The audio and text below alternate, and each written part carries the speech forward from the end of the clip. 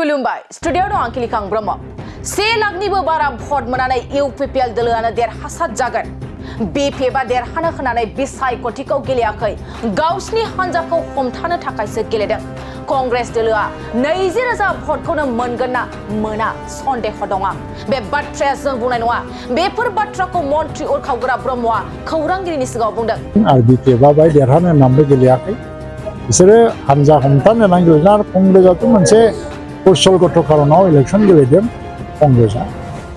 बिनि अनगायै जेबो माबा गैया बिसोर दानो मोनबा बिसोरो डाइरेक्ट फाइट 1-to-1 फाइट जानो नागिरदों बाहाय माने ट्रायंगल खालामनो नागिरदोंमोन आरो नाथाय कंग्रेसनियाव 20,000 भट फैगोन ना फैया एसे डाउट दङ मन्त्रि उरखावग्रा ब्रह्म आरो सीएम प्रमद बर'नि पिएस चन्दन ब्रह्म बिथांमोना चिरां जिल्ला भारत भुटान सिमना हाथिसार दादगिरि ओनसोलाव दावबायफैनानै दिनै सिडली विधानसभानि उफ्रा बिसायख'थिनि सोमोन्दै रायजो राजाफोरजों सावरायदों बे हाबाफारियाव मन्त्रि उरखावग्रा ब्रह्मआ बाहागो लाना खौरांगिरिनि सिगाङाव गोबां बाथ्रा बुंदों नंगौ 3 नं सिडली बियाबनि उफ्रा बिसायख'थिया जानो बारा गोबाव सम गैला जेसेनो उफ्रा बिसायख'थिया खाथिनिफ्राय खाथिसिन सौफैदों एसेनो राजखान्थि दोलोफ्रा बिसायख'थि फोसावदिंनायखौ गोख्रोंनिफ्राय गोख्रोंसिन खालामनायखौ नुनो मोननाय जादों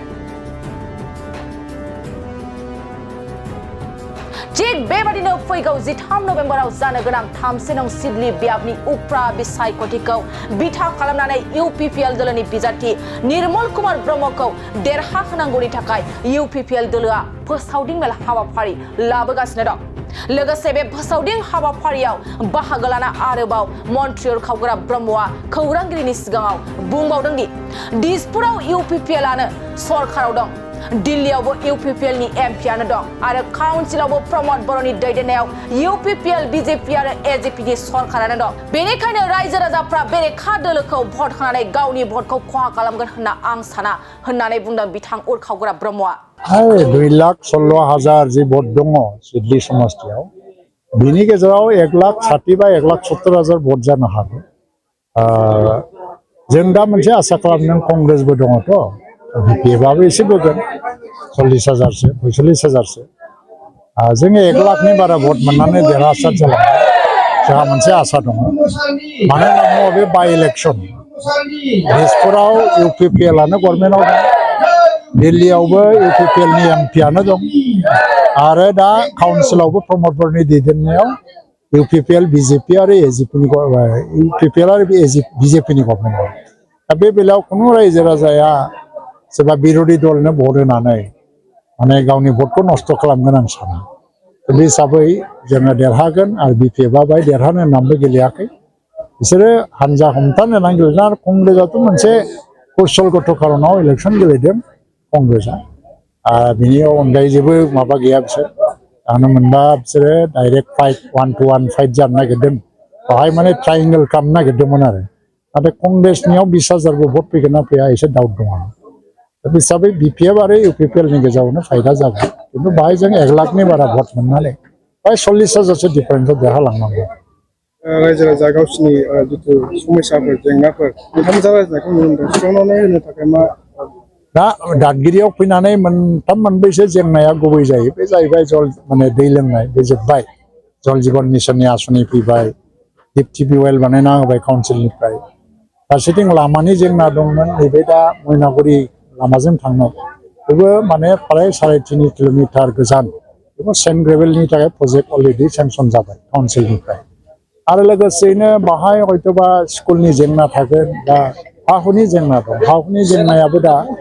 जोबलांगासिनो दं बाहाय बे ओनसोलावथ' फ्राय मोनबायानो मोनै माखासेफ्रा माखासे लेखानि कागज पत्रनि प्रमाननि एसे प्रब्लेम दङ दा बेफोरखौ मोनजोबनायनि उनावहाय हा हुखौ बेबस्था जोङो खालामनो हागोन आं अलरेडि 13टा आदिबासि संगठनजों रायज्लायबाय बिसोरनि दाबि दावा खोनासंनायनि उनावहाय चिफ मिनिस्टारनोबो आं लिरना होबाय आरो बिटिसि चिफनोबो लिरना होबाय दा बेफोर जेंनाफोरखौबो जों सुस्रांनो नाजालांबाय थागोन बे हिसाबै सिडलीनि बाइ इलेक्सनाव सुद्ध बसुमतारी आंनि मोजां लोगो गोदो लोगो मोनलायनाय बड'फाजों आन्दलन खालामनाय समाव खारगुलियाव थायोमोन बिथाङा खारगुलियाव जोंबो थांदोंमोन बिथांनि न'आव खेबनै ओंखामबो जादों हरबो थादों बेंकआव साख्रि मावदोंमोन हिसाबै खिन्थु बेनो प्रथम इलेक्सन गैया निर्मला जाहैबाय आगोलाव एमसिएलए जाखाबाय पार्टी प्रेसिडेन्ट बिथाङा राजनीतिक बेकग्राउन्डआ फ्राय गैया जेराव आरो दा बिपिएफआ जि खारनाव केन्डिडेटखौ होदों पार्टी हमथानो थाखाय माने गाज्रि समाव केन्डिडेटसारखौ मोनबाय आरो सुद्दुआ दा बेखौ आङो सानो मा बिसोर मोनसे सिम्बलिक फाइट खालामदों बे एक प्रकार फ्रेन्डलि फाइट बायदि खारन बेवहाय जेननाय देरहानायनि खुनु खेला गैया खारन बिसोर मिथिखागौ गावसोर जेनगोन जों देरहाखागोन ओंखायनो